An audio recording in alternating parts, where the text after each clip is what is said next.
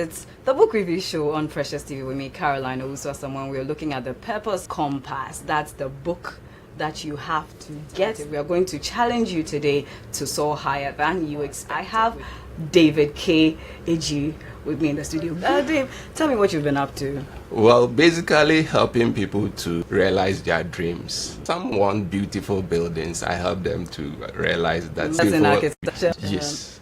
Then also some want to be more productive. Everybody needs to be productive. So I help people to be more productive. God has created us and endowed us with resources. Now let's assume that all that God has deposited in us, supposing we use them effectively, we'll be able to produce results the size of this tin of milk. Then what most people are able to produce with it is half the size of this toothpick. That's how unproductive we become. All right. So inwardly, you are capable of producing this size. Throughout a person's life, the average person produces this size instead of that size. So low. Indeed, if you take every 100 individuals, chances are that 97 out of the 100 underestimate their capabilities and use less than 3% of their true or hidden potential. So I help people to be more productive. Why did you decide to go into this book, write The Purpose Compass? It's a long story about trying to simplify. Definitely. I do a lot of presentations around from church to church and all that. There was a time I was invited to speak with one of the churches in Accra on life management. That's how to live your life so as to be more productive and have a fulfilling life. At the beginning of the presentation, I asked the parents to show by hand how many of them had someone, or let's say even their parents, guiding them systematically through their growing up process. I didn't see a single hand go up. Could you rewind? Yes. So I've been invited to a church, speak to the whole church about life management, how to organize your life so as to be productive and have a truly fulfilling life. So at the beginning of the presentation, I asked, how many of you parents had your parents or someone else qualified enough guiding you systematically through your upbringing? They were to show by hand, and I didn't see any hand go up. So I turned the question, how many of you wished you had someone doing that? And all hands went up. So there's a big void in life coaching. Since then, and for a long time now, I've been asking myself, if I had a single opportunity throughout my life to do just one presentation to humanity, what would that be? So thinking through, then the Purpose Compass came up. Supposed to help people to realize a happy life and a truly fulfilling one.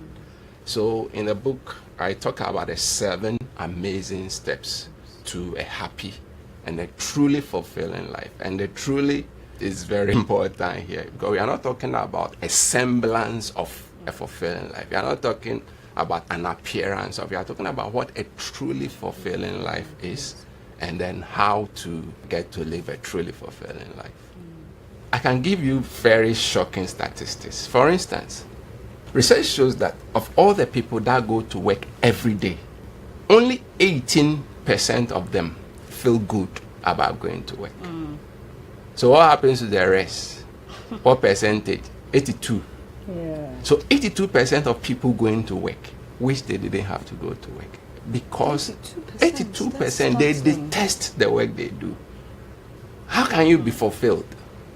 So you can be excited when you go to church, jump, dance around and all that, but deep within you, you will not be fulfilled. So you need guidance. There are 4 very interesting habits that make life difficult. So I talk about them: the processional caterpillar syndrome, unconscious incompetence, false faith. I talk about how each makes life difficult. All right, let me talk about, for instance, the processional caterpillar syndrome. To really appreciate it, you need to understand what fastening my the seatbelt. caterpillar is. We all know the butterfly. Yes. That insect that develops into the butterfly eventually is what we are referring to. But there's a particular kind that is referred to as processionary because they have the habit of following each other, no matter how they line up and where they are going.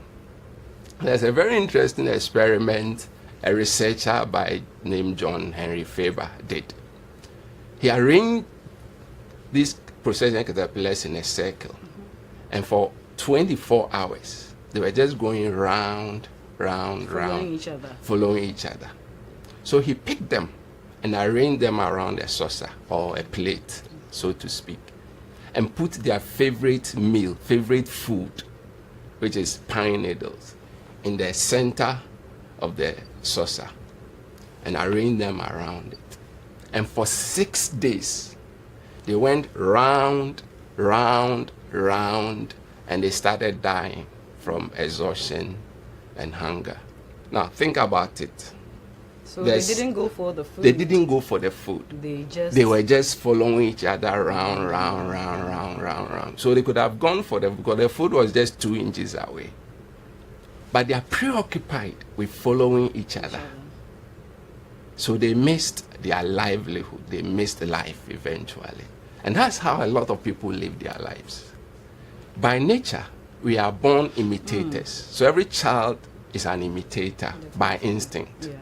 So you see what your elders are doing, and you do the same, unless something else happens. A lot of people go through difficulties because they are just following what they came to meet, instead of questioning, why are we doing this? What are we trying to achieve? Is what we are doing going to help us achieve what we intend to achieve? Is there any better way of trying to achieve this? Usually we don't ask those questions. Okay, so do you have to question everything, or, what do you have to do in such a circumstance? You have to question everything. Everything, Dave? Everything. Let's go to the book of Acts, chapter 17. There's a very interesting story there. The Bible says that the believers in Berea were more noble than those in Thessalonica. Why?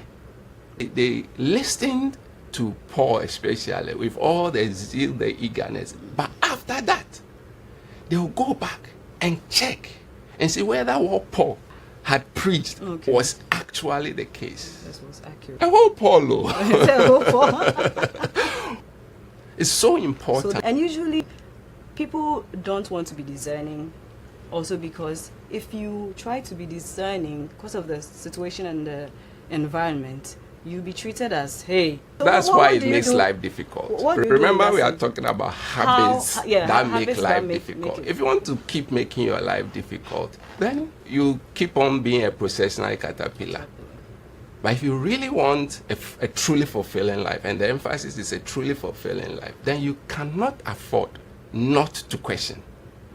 You must question everything. I say that true education must sow in us the penchant to ask questions, and ask all the questions, and demand answers. And we are not in 1644. A lot has been discovered through research, and that's why we go to school. Okay. But even then, Harvard University did a research and found out that all the knowledge we get from school, that's the normal formal education. Yes, normal formal education.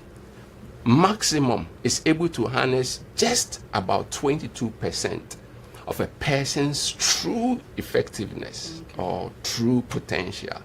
So you can go from first degree up to third degree and even become a professor. All that knowledge you acquire will help you to harness just about 22% maximum. If all your formal education is able to harness just about 22%, then there's a 78% which has to be discovered. Where do you find it? You don't go to a classroom per se, but fortunately, they've been documented in self-help books. except that you have to read a whole lot of them.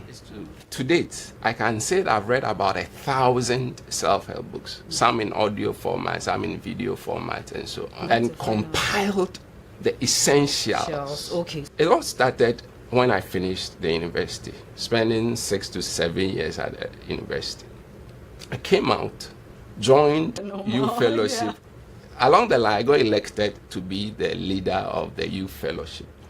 Now, the crop of people, wide and varied, from very knowledgeable to, how do you lead such a wide spectrum of people? So for the first time, I decided I'll look for a book on leadership, even though I'd been a student leader. Oh, really? Yes. Wow. Yes. Really? That's how bad the situation is. Procession caterpillar. You enter school, nobody is really promoting self-help books. So you think that's how life is. So for the first time, I went to look for a leadership book. When I went to the bookshop, other books attracted me. So I got them as well. It's when I started reading, I realized that, wow. So all these things are there, and nobody drew our attention. So I became hungry. So I just was getting the books and reading. I was that hungry. So I was reading until it got to a point I realized that things were beginning to get repeated. So that told me that I've actually covered a good scope. And then I decided then to put all together. So this purpose compass is a summary of all that, because it's supposed to help people to know what and what to direct their attentions to. Because I don't expect anybody else to go and read more than 100 up to 1,000 self-help books in order to get. So this is a summary. It's like a quick meal that will give you all the nutrients around. It doesn't teach everything, but it directs you as to which areas to pay attention to, what's important, and where to focus your energies. In terms of the duration, it took 7 years. 7 years? Yes, of intensive research and development. It's quite an extensive research that has gone into it. I wish I had this kind of guidance when I was very young. And trust me, my dad is a guidance and counseling practitioner. He has a master's degree. So I had some guidance. But even then, after reading so much, I realized that I would have been helped much more if these things were drawn to my attention and I took reading that seriously at that age. But people don't have time to read all those plenty books. So this summarizes it for them, leads you to specific areas that will help you harness your true potential and live a truly fulfilling life. Not a semblance of a fulfilling life, but a truly fulfilling life. So here I list 7 steps. Let me talk about the first one. It's about discovering your true potential. I've already talked about the fact that if your brain is capable of helping you to accomplish this size of potential, most people accomplish that size with it. Part 1 helps you to actually know how to harness your brain power. And it teaches what we call the 8-step creative thinking process. There's a definite practical steps each and everyone can use to harness the potential God has deposited in him. And there are 8 steps in all, and so on and so forth. Step 2 is about developing immunizations against Trojans. Now, you know what you are supposed to be. You have to know what can fight against you. Exactly. That's... Throughout our upbringing, we encounter situations, we encounter expressions that make us look at ourselves through the negative eyes of others. So you go to church and pastor says, say I am the head and not the tail. You say I am the head and not the tail. But deep within you, you know that because Trojans have influenced you. So step 2, you have to know these Trojans. And you can't do away with Trojans, but you have to help yourself not to be affected by Trojans. And he goes on to list other steps which viewers have to find out from the book. Yes, they have to find out from the book. We have the hard copy hard like copy. this. You have the Okay. PDF, you have the audio, and then we have the video presentation of it. The main outlet for this book is the official website, zingforlife.com. Okay. ZING or ZINGFORLIFE.com. When you go there, there's a link boldly on your right side, the Purpose Compass. You click on it, you can see all the books. Okay. Yes. Wow. So how can one reach you? It's at David Egyir. David Egyir is one word. So Twitter, Facebook, LinkedIn. If you search for me, you'll find me. But my number is 026-637-7777. So you can text, WhatsApp, or call. This indeed, discovering the eagle in you, immunizing yourself against Trojans, embracing natural laws. I mean, that is very deep. I love that because, some people try to feel like they can defy natural laws in order to come out at the top. Yes. But it doesn't you work. cannot hide. No, you just have to follow some things. That's where the balance comes in. So there must be a balance. So you must know the natural laws and work with them. Unfortunately, especially as believers, we think that all it takes is prayer and fasting and sowing seed and doing all the religious things. But beyond that, we must go through the practical means just like anybody else. I get it. Yes. With, the as natural James laws. says, Yes. faith without work is dead. So you demonstrate faith by your works. You take action because you believe. A recap of how we can get the book. Mainly online or via text or call. Okay, and the website is zingforlife.com. ZING or ZINGFORLIFE.com. The number is 026-637-7777. So you can text, WhatsApp, or call. Life, there's more to life than meets the eye. You need guidance to be able to focus on the right things, save yourself a lot of hassle, and achieve within a reasonably shorter time than you would. This book provides guidance. There's hope for those who take the right actions. God bless everyone. God bless everyone. Thank you so much.